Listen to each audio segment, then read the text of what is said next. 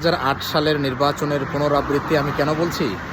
কারণ 2008 সালেও মানুষ কিন্তু সুন্দরভাবে ভোট দিছে, সেনাবাহিনী কন্ট্রোলে ছিল, মানুষ ভোট দিছে ঠিকই, কিন্তু নির্বাচনের ফলাফল প্রণব মুখার্জির সাথে ভারতে বসে ঠিক করেছিলেন হচ্ছে জেনারেল মঈন বলছিলেন আমার চাকরি যদি ঠিক থাকে তাহলে আমি হচ্ছে যে হাসিনাকে জিতায় দিব। সো হাসিনাকে জিতায় দিছে এবং বিপুল ভোটে।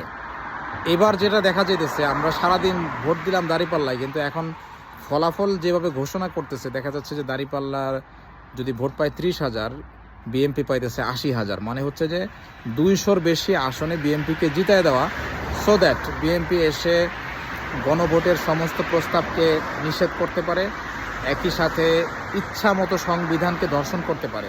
এইটা একটা ব্যাপার। আরেকটা ব্যাপার হলো, আমি কিন্তু এই মুহূর্তে হাসানাতকেও বিশ্বাস করি না। আমি মনে করি এনসিপির সাথে একটা প্ল্যান হয়েছে ইউনূসের, যে তোমরা যারা যারা সামনে ছিল তোমাদেরকে জিতায় দিব, সংসদে যাবা, গাড়ি পাবা, দ্যাটস ইট, বাস এই পর্যন্তই। তো এইভাবেই আসলে বিপ্লব মনে হয় হাতছাড়া হয়ে গেল।